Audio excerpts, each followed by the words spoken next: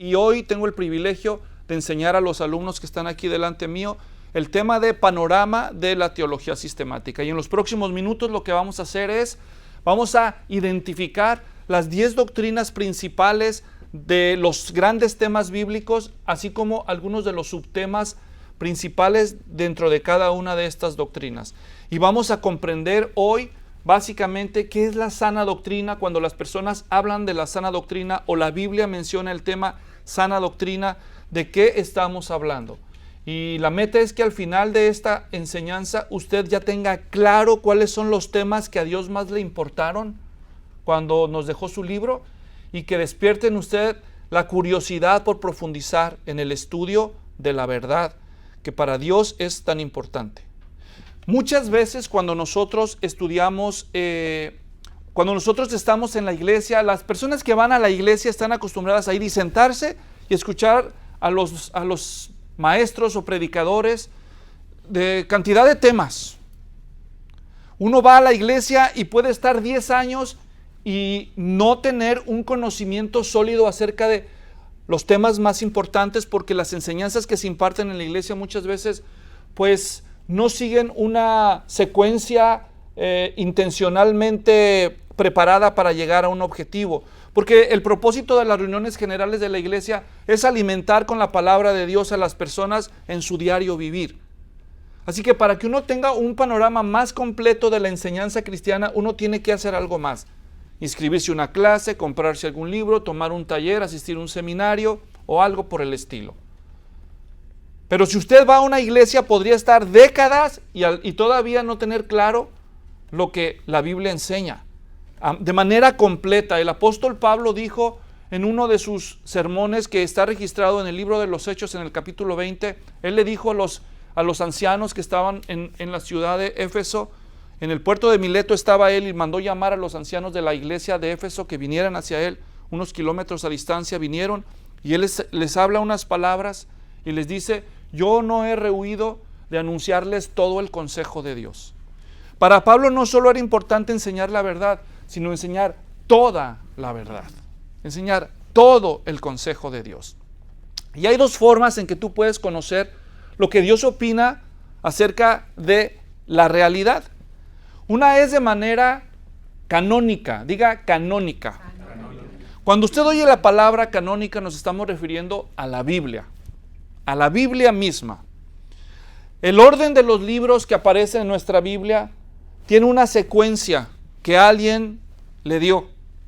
Y esta secuencia hoy por hoy normalmente es la que aparece en las Biblias en inglés y en español de manera similar, empezando por el libro de Génesis hasta terminar con el libro de Apocalipsis. ¿Están captando el punto? Cuando tú quieres buscar acerca de un tema, puedes acudir a la concordancia, y en la concordancia vas a encontrar los versículos empezando desde Génesis hasta Apocalipsis que mencionen ese tema.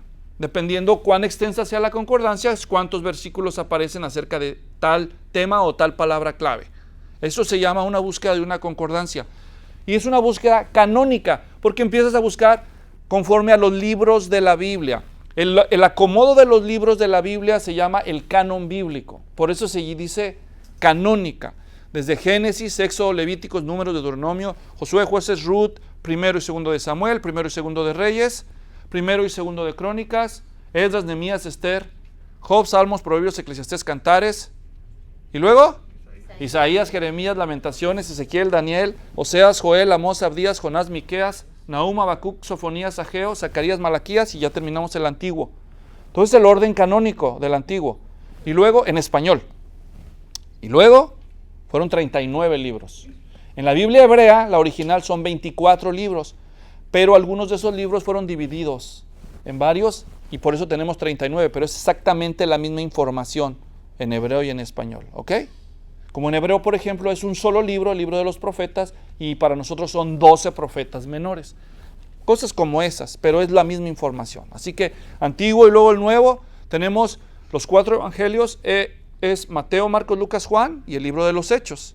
Luego tenemos todas las cartas, que son Romanos, Primera y Segunda de Corintios, Gálatas, Efesios, Filipenses, Colosenses, Primera y Segunda de Tesalonicenses, Primera y Segunda de Timoteo, Tito, Filemón, todas esas escritas por Pablo. Y luego vienen las generales, que son Hebreos, Santiago, Primera y Segunda de Pedro, Primera, Segunda y Tercera de Juan y Judas.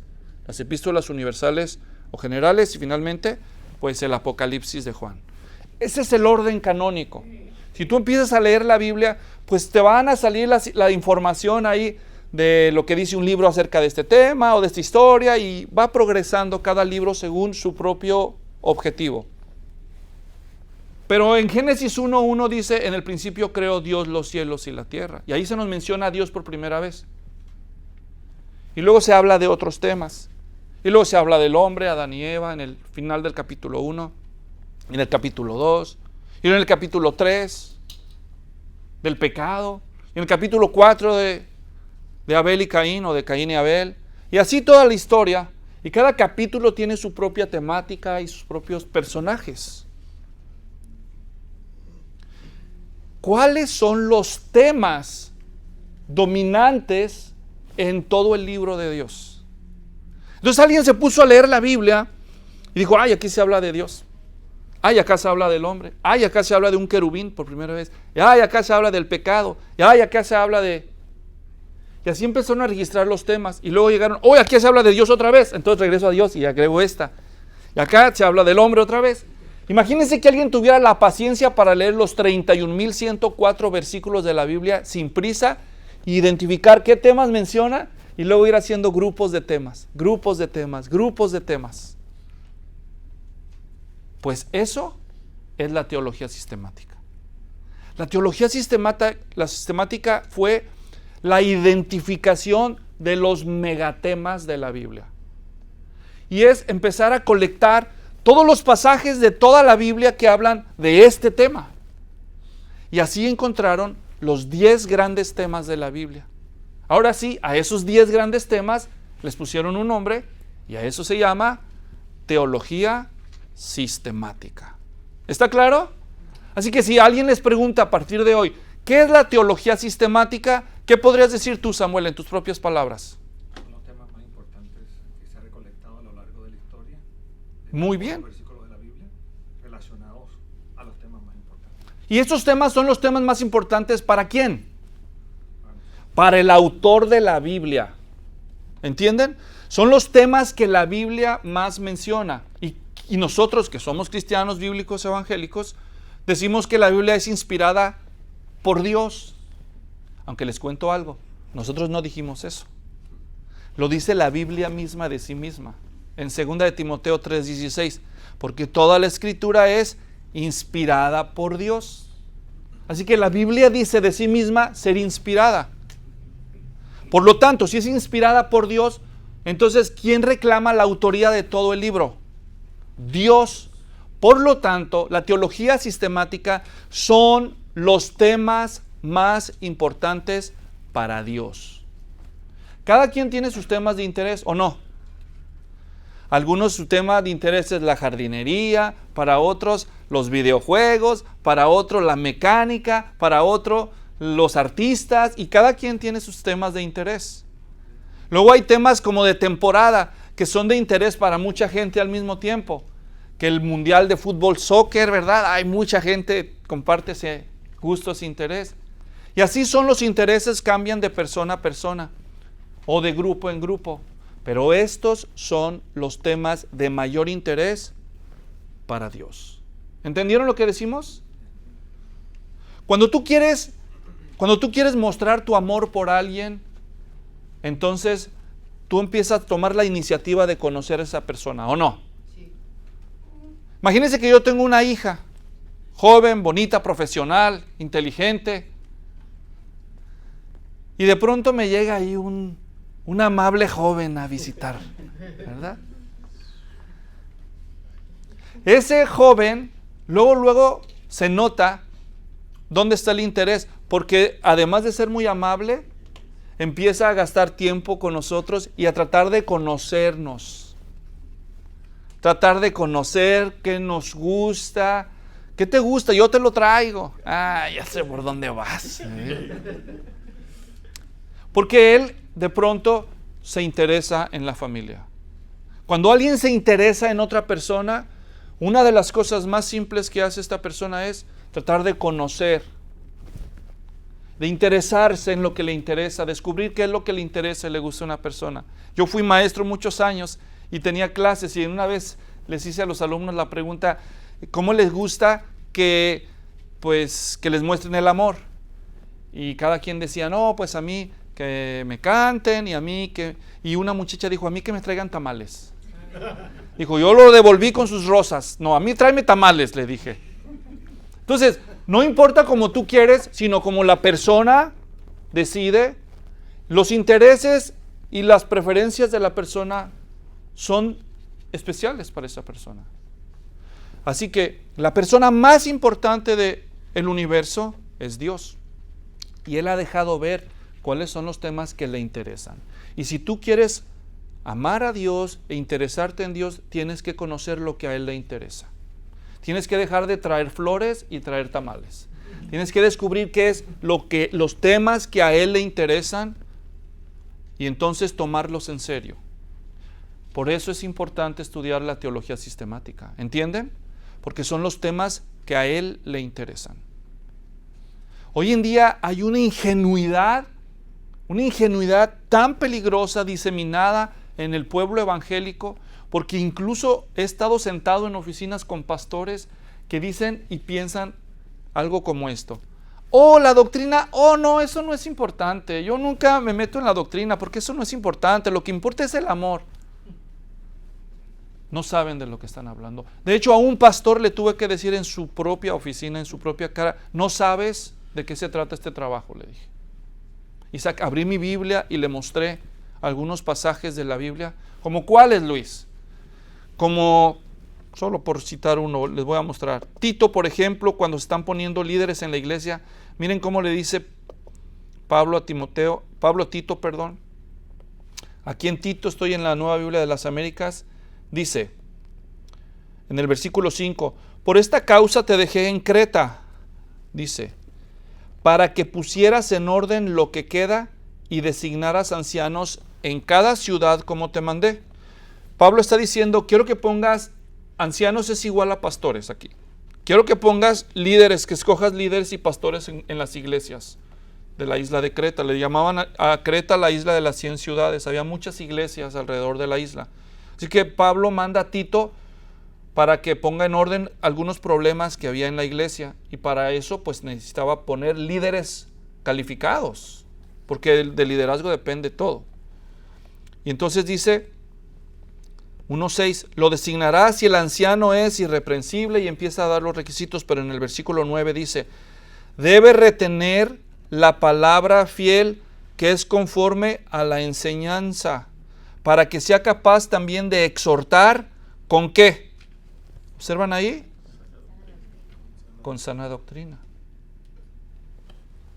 Escoge gente que conozca bien la doctrina. Con la doctrina se arreglan los problemas. Eso es lo que está diciendo Pablo. Cuando conocen bien cómo se deben de resolver las cosas con la enseñanza que nos dio Dios y el Señor Jesucristo, con eso van a ir a exhortar a las personas, a aconsejar a las personas, a confrontar a las personas, a consolar a las personas, a escuchar a las personas, a advertir a las personas. Todo lo que se hace en la iglesia bien hecho, se hace con la enseñanza de Jesucristo. Y esa es la doctrina. Así que, qué ingenuidad cuando la gente cree que la doctrina no es importante. Ay, no, qué aburrida la doctrina.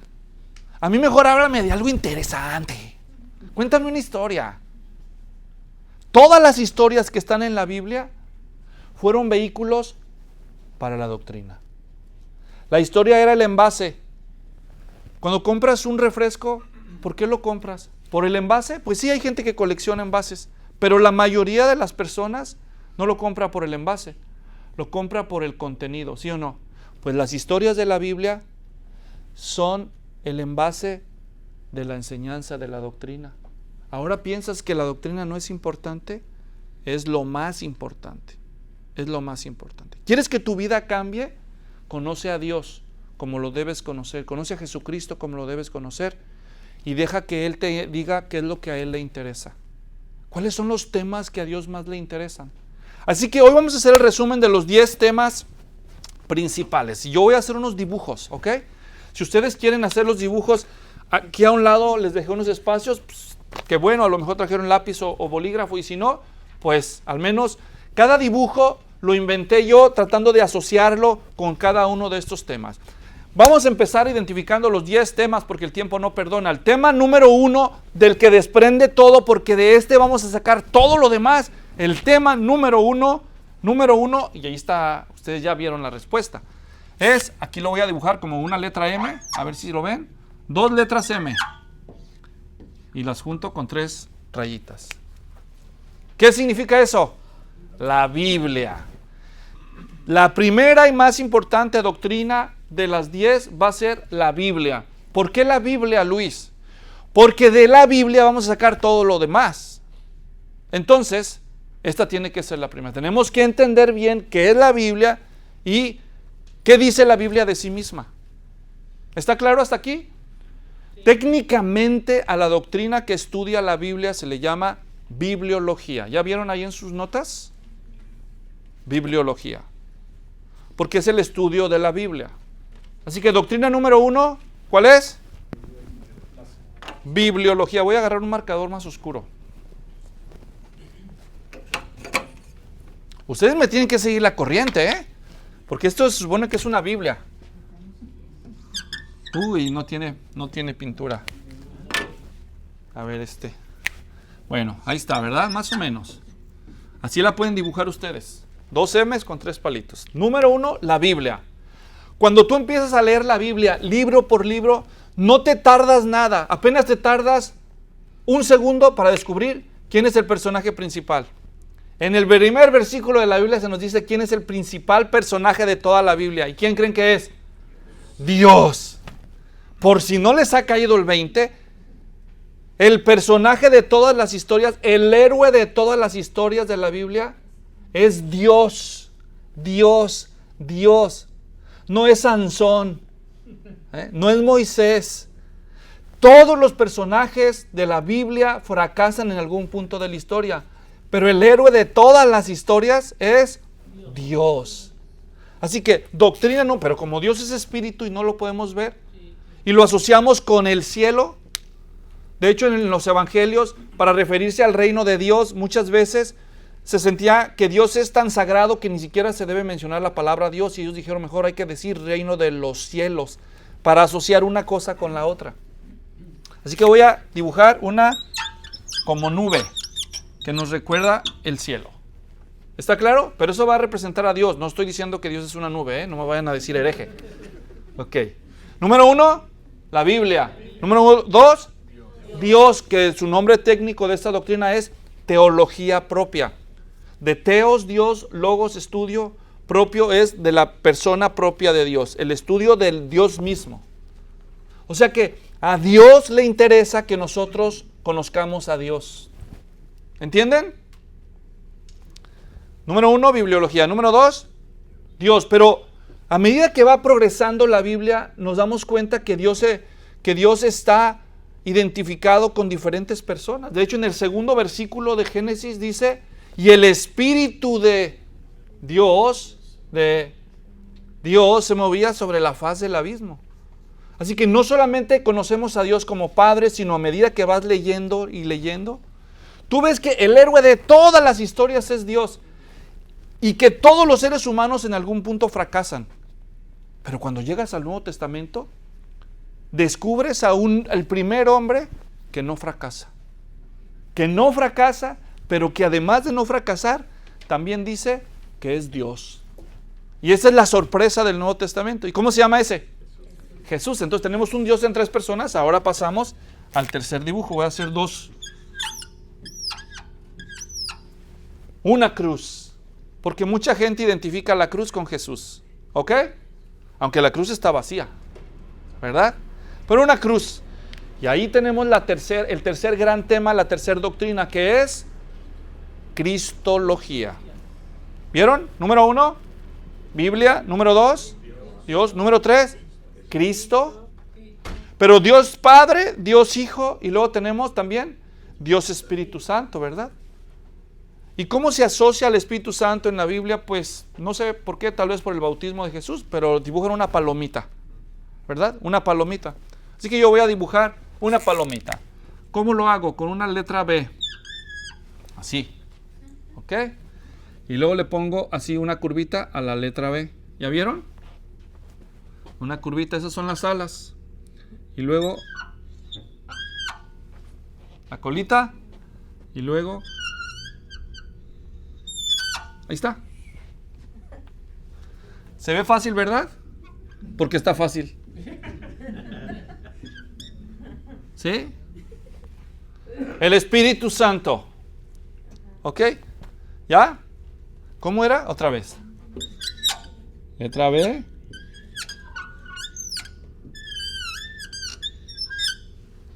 Más o menos. Por eso soy pastor, no soy caricaturista. ¿Dónde estaba el borrador? Ok. Número 1. La Biblia. Número 2. Número 3. Número 4. El Espíritu Santo, ¿verdad? La doctrina del Espíritu Santo técnicamente se llama neumatología, porque la palabra espíritu se dice neuma. Neuma significa viento o significa espíritu. Y logos, estudio de. Así que neumatología es el estudio del Espíritu Santo. ¿Ok? Doctrina número 4. La Biblia, Dios, Cristo, el Espíritu Santo. Número 4. De todo lo que Dios creó, en la cabeza, al final de la creación, Dios hizo al ser humano. ¿Sí? Al ser humano. Este sí va a estar difícil, presten atención. ¿Ok? El ser humano. Pero no solo creó varón. Dice la Biblia que varón y hembra los creó, ¿verdad? Entonces, si fueron a la primaria como yo, ahí está. El ser humano, ¿no? El ser humano, varón y hembra, hombre y mujer. Esto se llama antropología. De antropos, que significa ser humano, y logos, estudio del ser humano según Dios. Quiero que vean la lógica, hermanos. Quiero que aprendan, que identifiquen las doctrinas siguiendo la lógica. La Biblia, después de la Biblia, ¿quién es el principal personaje? Dios en sus 3 personas, Padre, Hijo y Espíritu Santo. Luego de toda la creación, el ser humano es la más importante. El ser humano. El principal problema del ser humano, ¿cuál es? El pecado. Y esa es la siguiente doctrina. Yo sé que no es bíblicamente demostrable esto, pero síganme la corriente. Como una letra C y luego aquí otra letra C con sus hojitas y la mordida. ¿Qué es eso? ¿Verdad? Se comieron la manzana. Bueno, eso dicen que era manzana, no se sabe. Que si era una tuna, ¿verdad? Pero el pecado, la desobediencia. ¿Está claro? Sí. Pecado se dice amartía en griego, y de ahí viene la palabra amartiología. Amartiología, la doctrina del pecado. Bibliología, teología propia, cristología, neumatología, antropología, amartiología. ¿Está claro? Ok, entonces tenemos la doctrina del pecado. Ya van 6. Vamos por la séptima. La séptima. ¿Cuál es la solución al pecado? El principal problema del hombre es el pecado. ¿Y la solución? Pues la salvación. ¿Y qué es esto? Una dona, Luis. Casi.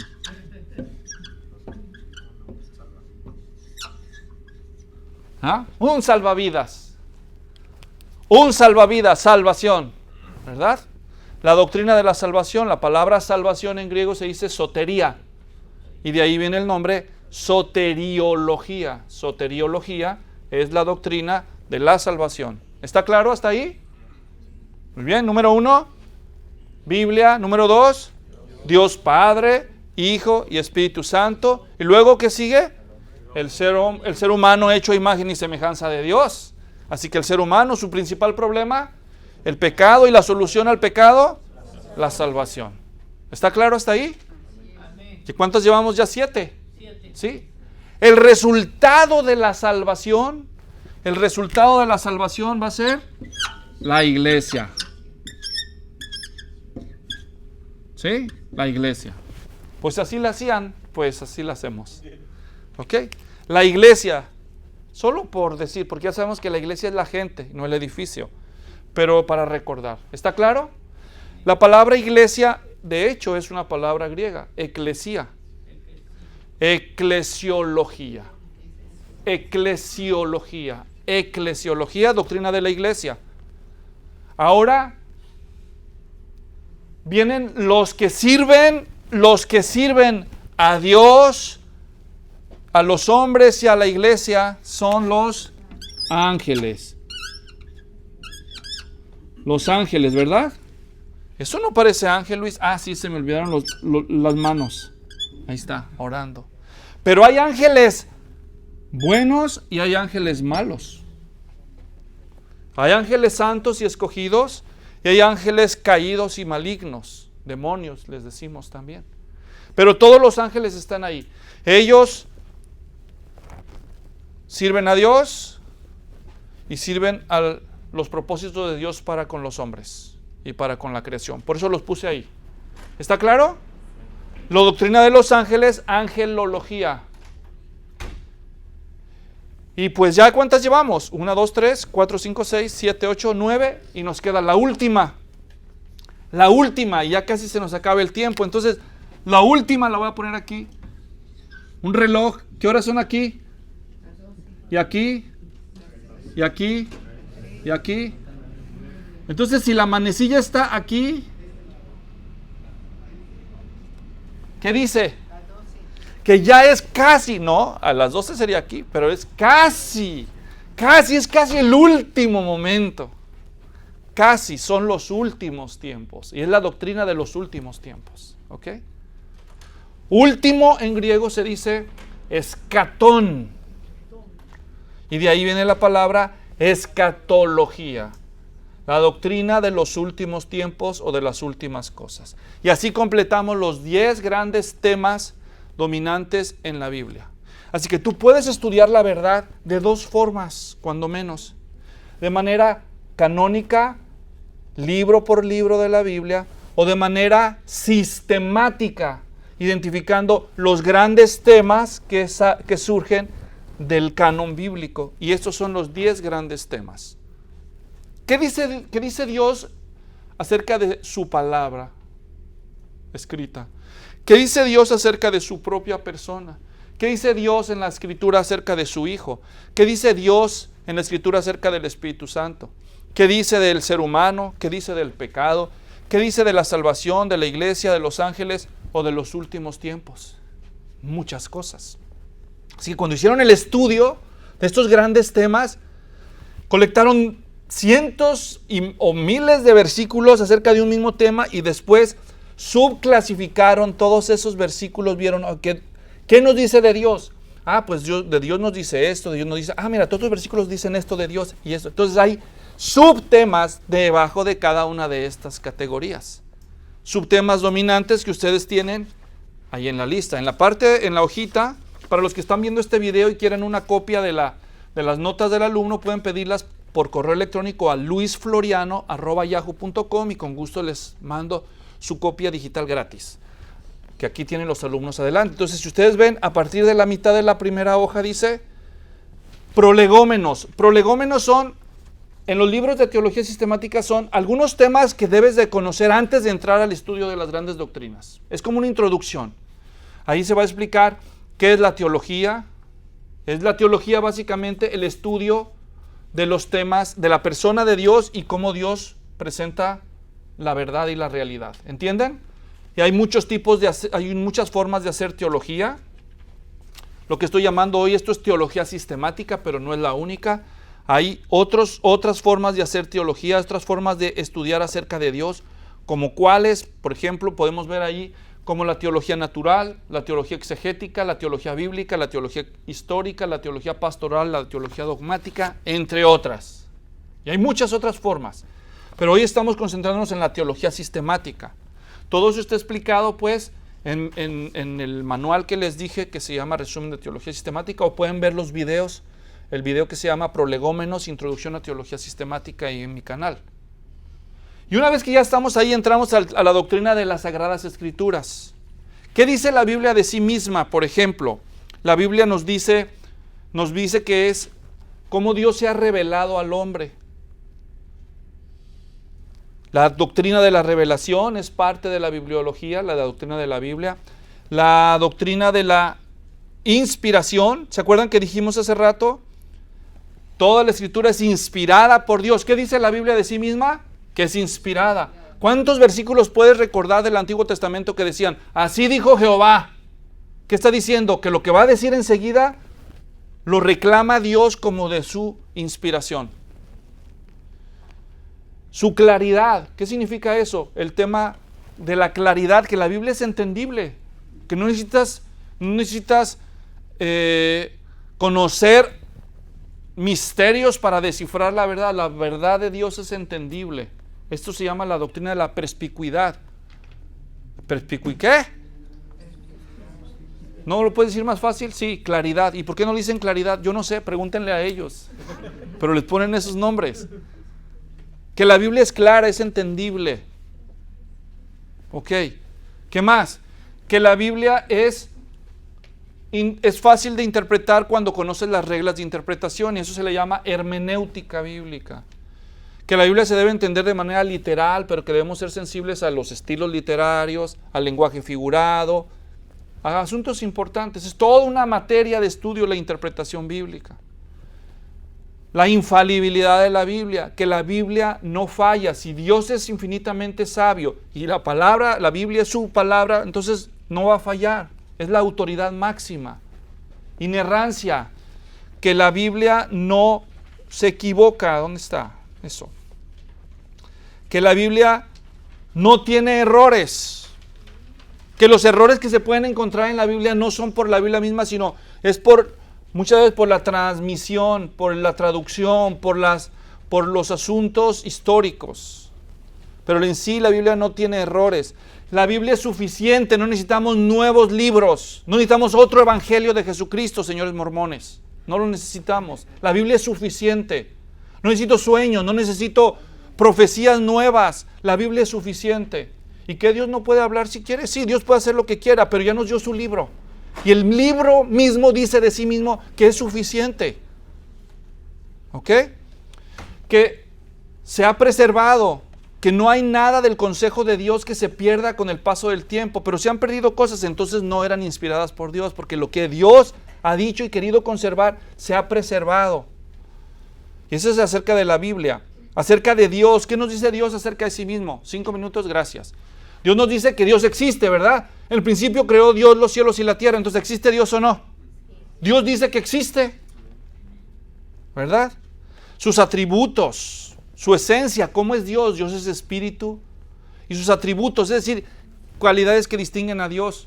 Depende cómo se clasifiquen los atributos, pero una de las clasificaciones más simples acerca de la persona de Dios son los atributos comunicables y atributos incomunicables. Los atributos incomunicables son las características que Dios no comparte con nadie. Por ejemplo, la omnisciencia, nadie lo sabe todo, solo Él. Es un atributo incomunicable. Mientras que el atributo del amor es un atributo comunicable, porque Él nos hizo con la capacidad de amar. Pero hay otras formas de clasificar los atributos. Más de 30 atributos tiene Dios. No me digas, ¿sí? Hay libros que se han escrito de un solo atributo de Dios. Todo un libro, imagínense de lo que estamos hablando, ¿verdad? Su providencia, es decir, el control que Dios tiene soberano sobre todas las cosas. Su paternidad, cómo Dios se ha revelado como Padre. La voluntad de Dios, la voluntad decretiva, la voluntad prescriptiva, la voluntad directa o directiva, la voluntad permisiva. Dios y la existencia del mal. ¿Cómo existe un Dios bueno, el universo de un Dios bueno y todopoderoso? ¿Cómo entra el mal en eso? Explícame. ¿Cómo puede existir el mal en el universo de un Dios bueno y poderoso? Si era bueno, ¿por qué permitió el mal? Y si es todopoderoso, ¿por qué no lo acaba? ¿Cómo se resuelve eso? Bueno, eso se llama teodicea y eso se puede explicar. Y se explica. Y luego el Señor Jesucristo, porque es Dios, su divinidad, su deidad. ¿Por qué es tan importante que sea hombre? La encarnación, su nacimiento virginal, su santidad, su muerte vicaria. ¿Vicaria? Sí, sustitutiva. ¿Por qué murió Él? ¿Solo porque fue una víctima de una injusticia? ¿Porque quiso? ¿O murió con un propósito? Murió en nuestro lugar. ¿Murió para expiar nuestros pecados? ¿Para expiarnos? No expiar, expiar. Pagar, para pagar una deuda. Eso es expiar. Pagar una deuda. ¿La deuda de quién? Bueno, ¿verdad? Esa es una pregunta que hay que responderse. Para propiciar. ¿Propiciar? Sí, propiciar significa para apaciguar o aplacar la ira de Dios. Él recibió la ira de Dios sobre sí mismo. Él fue la propiciación. Él absorbió la ira que nosotros merecemos. No solo pagó nuestra deuda, sino que llevó nuestro castigo, la ira de Dios. La Biblia dice que nosotros somos salvos de la ira de Dios. No dice que somos salvos del infierno, dice que somos salvos de la ira de Dios. Hay que tenerle más miedo a Dios que al infierno, hermanos. El infierno es la estufa. Tenle más miedo al cocinero, porque Él es el que prende el horno. El infierno es solo la estufa. El cocinero es Dios.